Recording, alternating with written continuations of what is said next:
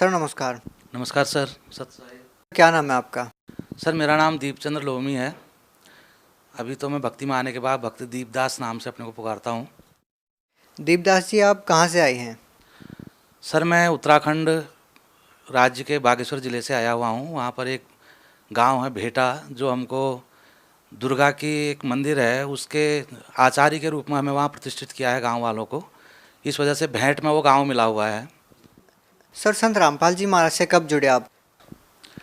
Sir मैं 25 अप्रैल 2013 को परमात्मा सदगुरु रामपाल जी महाराज जी की शरण में आया था।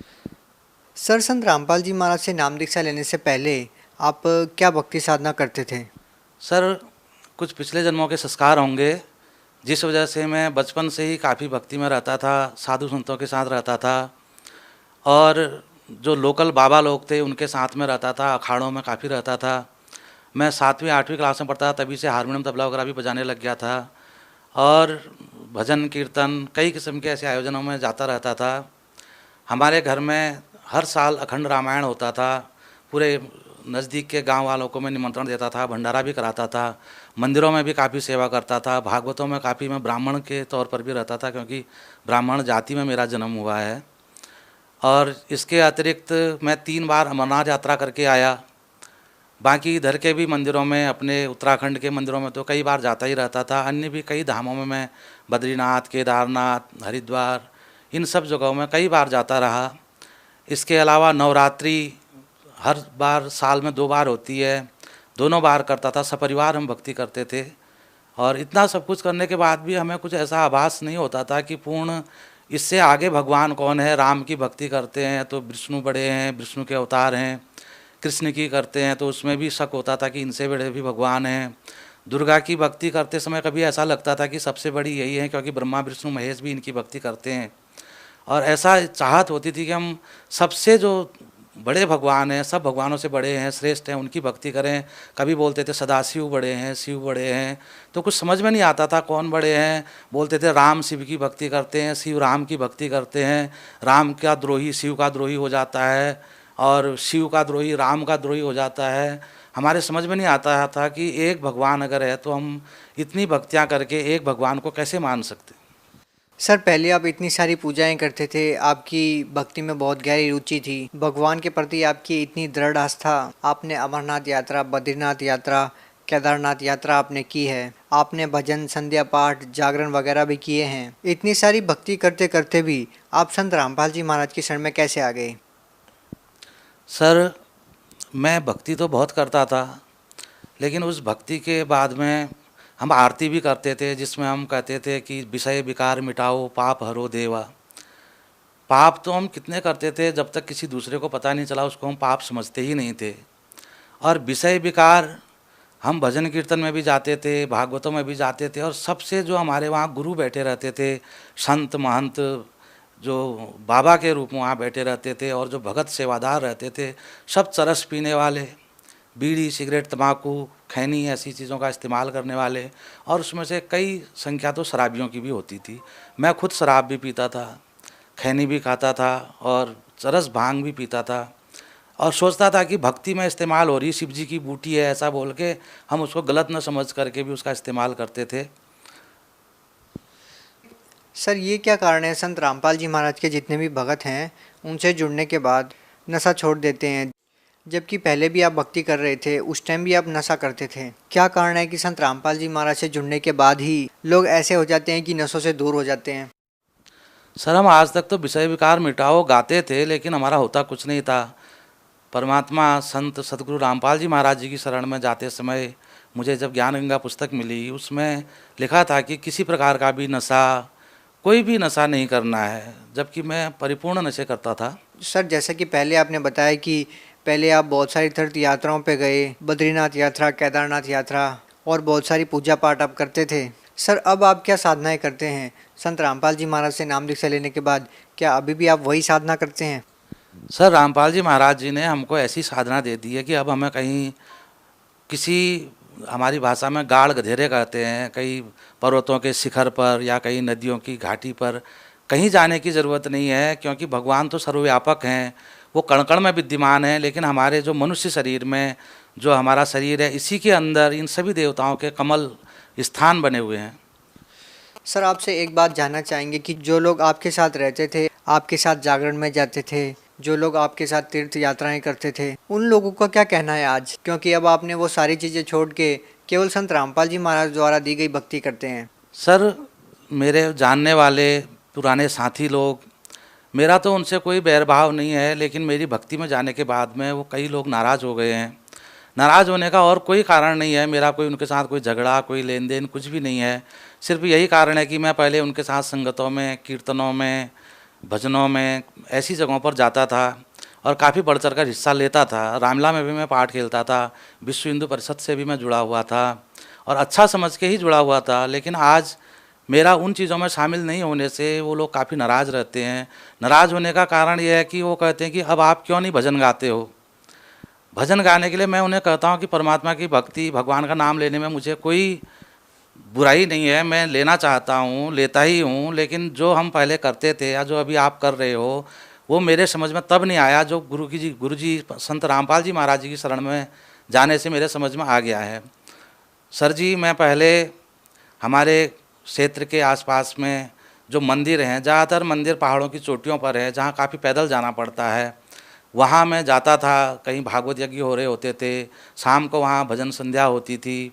उसमें जब मैं भाग लेता था तो सोचता था कि कोई अच्छा भजन सुनाऊँ जो सभी को अच्छा लगे। और उस समय पर परमात्मा की आज दया हुई, लेकिन तब भी मैं कबीर साहिब जी की वाणी के ही जो भजन थे उनको गाता था। उसमें मुझे अब कभी सोच के अपने आप पर बड़ी हंसी आती है कि मैं गाता था कि मैली चादर ओढ़ के कैसे द्वार तिहारे आऊँ, हे पावन परमेश्वर मेरे मन ही मन शर्माऊँ। इसमें आगे बोल थे कि इन पैरों से चलकर तेरे मंदिर कभी ना आया, जहाँ जहाँ हो पूजा तेरी कभी न शीश झुकाया, और निर्मल वाणी पाकर तुझसे नाम न तेरा गाया। सर जी, मैं उस मंदिर में जब जाता था पैदल चल के उन मंदिरों में, तो पाँव में छाले लग चुके होते थे और उन्हीं पैरों से जा कर के मैं खुद मंदिर में बैठा हुआ होके बोलता था कि इन पैरों से चलकर तेरे मंदिर कभी ना आया। और कहता था, वहाँ पहुँचने के बाद सब जगह मत्था टेकता था, साधु संत, व्यास गद्दी और जितने भी मंदिर होते थे, कोई समाधियाँ भी होती थी, वहाँ भी माथा टेकते थे। और फिर अपने ही मुँह से उसी समय उसी दिन उस बात को नकार के गाता था कि जहाँ जहाँ हो पूजा तेरी कभी न शीश झुकाया, जबकि इतना बड़ा भागवत वहाँ हो रहा था। इसके अतिरिक्त मैं खुद माइक के आगे गाना गा रहा होता था, सभी लोग तालियां बजा रहे होते थे और मैं कहता था कि निर्मल वाणी पाकर तुझसे नाम न तेरा गाया। तो सर जी, आज मेरे समझ में आया कि उस दिन मैं जहाँ पर जाता था, वो वह जगह नहीं थी जहाँ मुझे जाना चाहिए था, वो वह नाम नहीं था जो मुझे गाना चाहिए था, वो वह स्थान नहीं था जहाँ मुझे शीश झुकाना चाहिए था। मैं गा तो सही रहा था, लेकिन जहाँ भी मैं अपने सोच से जा रखा था कि मैं कुछ कर रहा हूँ, वो कुछ भी नहीं हो रहा था। और मैं ऐसा कह रहा था कि मैं न कभी परमात्मा के आगे शीश झुकाया, न मैंने कभी उसका नाम गाया, न मैं कभी चल के उस मंदिर में गया। और वहाँ बैठी हुई संगत, जिसमें शास्त्री लोग भी होते थे, ब्राह्मण लोग भी होते थे और साधु संत लोग भी होते थे, महंत लोग भी होते थे, और वो सब मगन हो रहे होते थे मेरी इस वाणी पर और शाबाशी दे रहे होते थे, तालियाँ बजा रहे होते थे। तो मुझे अच्छा लगता था उस समय पर, कुछ समझ में नहीं आता था। आज परमात्मा की शरण में आने के बाद अब मुझे नहीं लगता है कि मुझे परमात्मा मिल गए हैं, मैं उनके दर पर नहीं गया हूँ या मैं उनका नाम नहीं गा रहा हूँ। पहली बात तो अब मैं ऐसा कह नहीं सकता कि मैंने नहीं गाया या मैंने परमात्मा नहीं पाया। और अब जो दूसरे लोग ऐसा कह रहे हैं तो उसमें ताली बजाने का विषय नहीं है, कह तो सही रहे हैं, लेकिन उन्हें नाच के नहीं बोलना चाहिए। सर आपसे एक बात जानना चाहेंगे कि जो जो पूजाएं आपने की, उन पूजाओं को छोड़कर संत रामपाल जी महाराज द्वारा दी गई भक्ति आप कर रहे हैं, तो सर संत रामपाल जी महाराज द्वारा दी गई भक्ति को करने के बाद आपको क्या लाभ मिले? सर, पहली बात तो मैंने आपको पहले बताया कि मैं भक्ति की तरफ मेरा आकर्षण बचपन से था और मैं भक्ति करना चाहता था, इसीलिए घूम रहा था जगह जगह। मुझे परमात्मा सतगुरु संत रामपाल जी महाराज जी की शरण में आने से मुझे पहला तो आध्यात्मिक लाभ हुआ।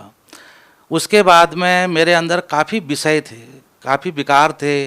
जैसे मैं नशा भी करता था, नशा में कोई ऐसे देखा देखी लोगों को, जो मैं महफिलों में गया, साधु संतों के बीच में गया, अधिकांश नशा करने वाले होते थे। इस वजह से मैं वहाँ नशा भी सीख गया और बाद में मेरा हैबिचुअल हो गया उस चीज़ का।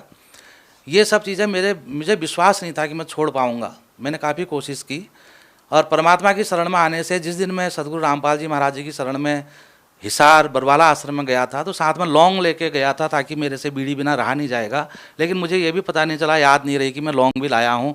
वह दिन है, आज का दिन है, मैं सब विषय विकार से मुक्त हो गया हूँ। इसके अतिरिक्त मेरे घर में हम पहले तो सब अच्छा ही चलता रहा, लेकिन बाद में मेरे बच्चे बीमार रहने लग गए। लड़के का मेरे हार्ट की प्रॉब्लम हो गई, उसको हार्ट में छेद बताया, जिसको डॉक्टर ने मना किया था कि इसको न डांटना है, न किताब पढ़ने के लिए जोर देना है, और न इसको कोई दौड़ भाग करने देना है। और उसका लगातार 8 साल तक ट्रीटमेंट चलना था। उसके कागजात मेरे पास मौजूद हैं। और हमारे यहाँ उत्तराखंड में कुमाऊँ रीजन में हल्द्वानी में एक हार्ट केयर सेंटर है, जगदम्बा हार्ट केयर सेंटर, और वहाँ से उसका इलाज चल रहा था। काफ़ी इलाज कराने के बाद भी उसको कोई विशेष लाभ भी नहीं था, और उसको तो एक जिंदा या मुर्दा एक जैसा ही था, ना उसको डांटना है, ना उसको पढ़ने को कहना है, और बच्चा था फिर भी जी रहा था। साथ में मेरी लड़की, उसको ऐसी बीमारी थी जिसका कहीं इलाज नहीं हुआ। मैं उसको बड़े बड़े अस्पतालों में ले गया। वो स्कूल में जाती थी, स्कूल में जाते ही ठीक 10 बजे वो बेहोश हो जाती थी, उसकी सांस बंद हो जाती थी। और वो घर, वहाँ स्कूल से फ़ोन आता था, एडम्स स्कूल है गरुड़ में, इंग्लिश मीडियम स्कूल है, वहाँ से फ़ोन आता था। तो घर में हमारे परिवार के सदस्य कांपने लग जाते थे डर के मारे, क्योंकि हमारे लिए रोज़ की वो घटना हो गई थी। फिर बाद में मेरे को किसी ने बताया कि आप अपने घर के चक्करों को देखो, कोई ये पूछ करने वालों के पास में जाओ। हम उनके पास, मैं पहले भूत वगैरह को नहीं मानता था, वैसे तो बाकी भक्ति सब करता था। तो उनके पास जाने से उन्होंने हमें तरह तरह की बातें बताई। कोई हमारे पितरों के बारे में बताया कि आपके पितरों का दोष है, कोई ऐसी बातें बताई। हमने, उन्होंने जो कुछ भी बताया वो किया। वो करने से हमको लाभ तो हुआ, लेकिन आंशिक लाभ हुआ। 2-4 दिन 10 दिन तक हमें आराम रहता था, फिर वही घटना दोबारा हो जाती थी। और परमात्मा की शरण में जाने के बाद में, इसके अलावा और कई हमारे घर में ऐसी बीमारियां तो होती ही रहती थी बूढ़े बच्चों को, ये बड़ी बीमारियां थी। परमात्मा की शरण में जाने के बाद में वो दिन है, सिर्फ एक दिन, जिस दिन मैं लड़की को नाम दिला के लाया। घर आते ही वो स्कूल गई, दूसरे दिन स्कूल से फिर फ़ोन आ गया कि आपकी लड़की बीमार हो गई। हमें बड़ा दुख हुआ कि हम लोग तो बताते हैं सभी, हम टीवी में सत्संग में देखते थे, कई अनुभव बताते थे भगत लोग अपना कि हमें ऐसा लाभ हुआ। हमने कहा हमारे तो गांव वाले भी सारे विरुद्ध हो गए हैं, और हमने अपने अंदर के जितने देवी देवता, जिस ढंग के हम वो पत्थर के, तांबे के, पीतल के देवता बना रखे थे, उनको उपासना कर रहे थे, वो भी हमने छोड़ दिया है। साथ में लड़की हमारी फिर बीमार हो गई है, अब हम किसी को मुंह दिखाने लायक नहीं रहे हैं।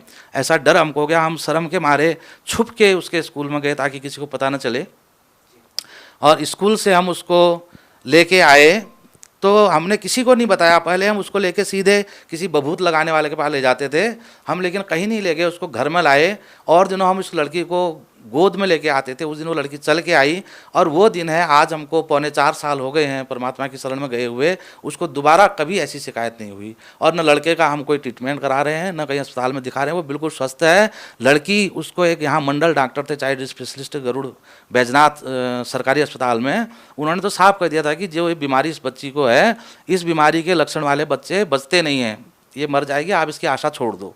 और वो स्कूल के लिए तैयार हो जाती थी, इसलिए हम भेज देते थे। हमारा दिल उसे स्कूल भेजने का नहीं करता था। आज वो बच्ची ने अपने स्कूल में टॉप किया है। एडम्स पब्लिक स्कूल है गरुड़ में, उसमें उसके हाई स्कूल में 10 CGP है। कई बार अखबार में भी नाम उसका आया। देहरादून से वो गोल्ड मेडल लेके आई है विज्ञान प्रतियोगिता में। और वो लड़की जो मर जाएगी बोला था, आज बिल्कुल स्वस्थ है। सर, हम एक बार आश्रम से वापस आ रहे थे, हमारे साथ हमारे माताजी, ताई जी, मेरे 2 बच्चे, मेरी मिसेज और एक ड्राइवर थे। उन्होंने भी वहाँ पहुँच के नाम ले लिया था।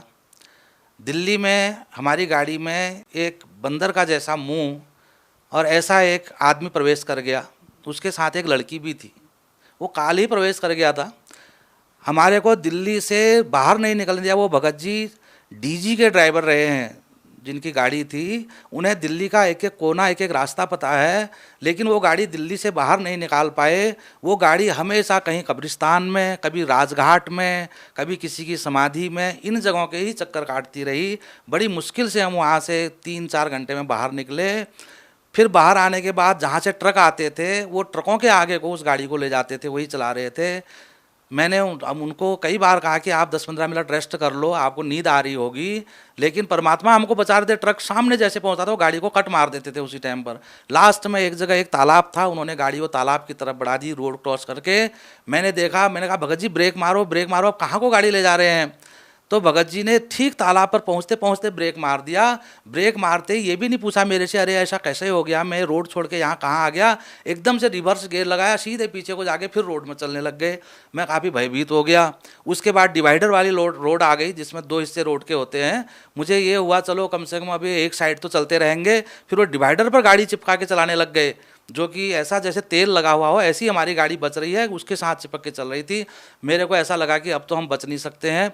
मैंने उनसे कहा भगत जी आप ऐसा करो, गाड़ी मैं चलाता हूँ, आप थोड़ा रेस्ट कर लो, गाड़ी किनारे लगा दो। भगत जी ने मेरे से कभी भी गलत ढंग से बात नहीं की। उस दिनों अजीब अजीब बातें बोलने लग गए।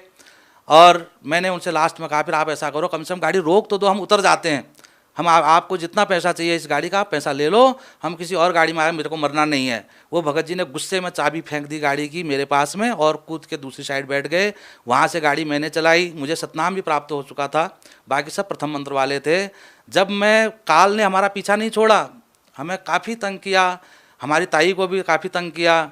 जब मैं घर, मेरा 1 घंटा पहले रास्ता रह गया था, वहाँ पर उस काल ने आखिरी दाव खेला कि गाड़ी के ऊपर एक कंबल जैसा आया काला और पूरी गाड़ी ढक गई। मुझे आगे कुछ नहीं दिखाई दिया और वो गाड़ी बीच रोड में उल्टी हो गई, उसके टायर ऊपर को हो गए, सारी गाड़ी के शीशे सब निकल गए और मेरा हाथ भी गाड़ी के नीचे दब गया। मेरा पूरा हाथ पिस गया, ये हाथ मेरा पूरा पिस गया था, हड्डियाँ चूर हो गई थी।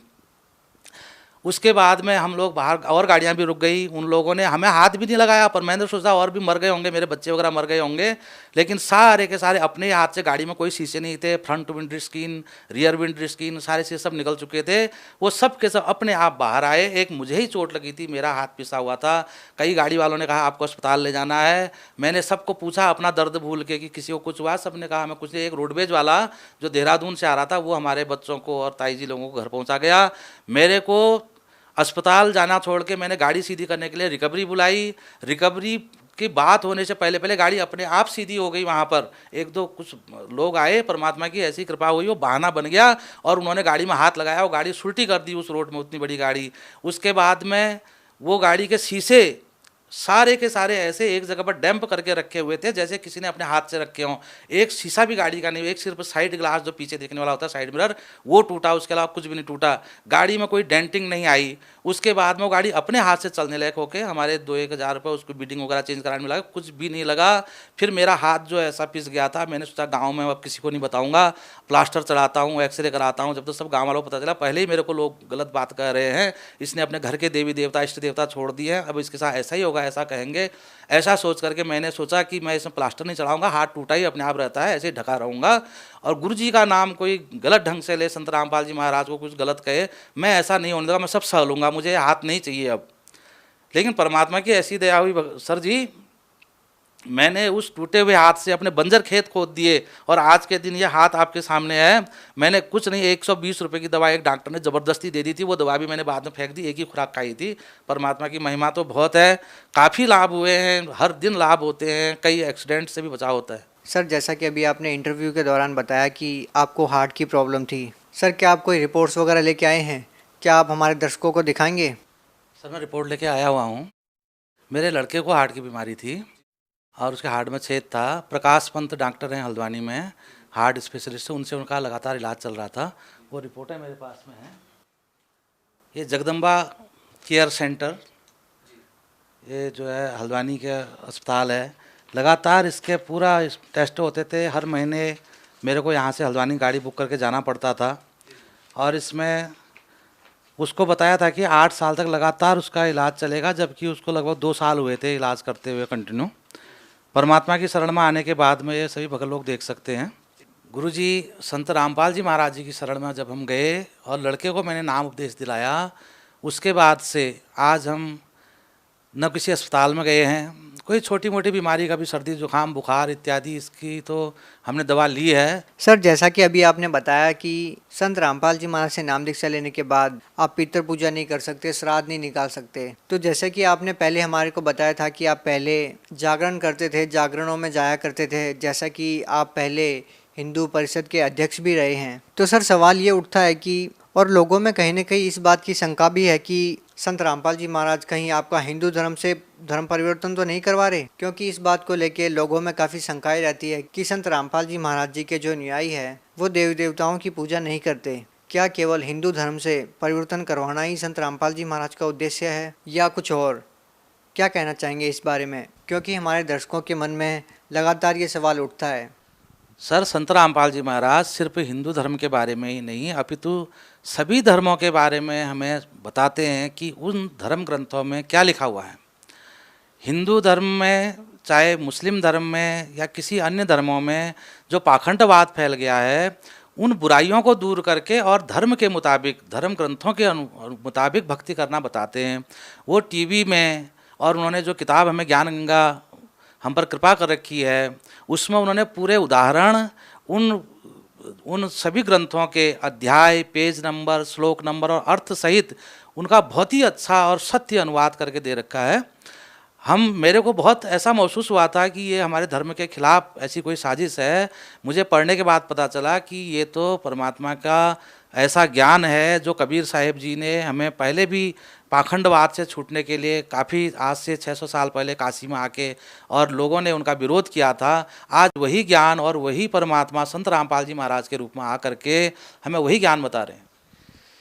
सर, हिंदुस्तान में पहले ही बहुत सारे धर्म है, अब संत रामपाल जी महाराज कौन सा धर्म बनाने जा रहे हैं?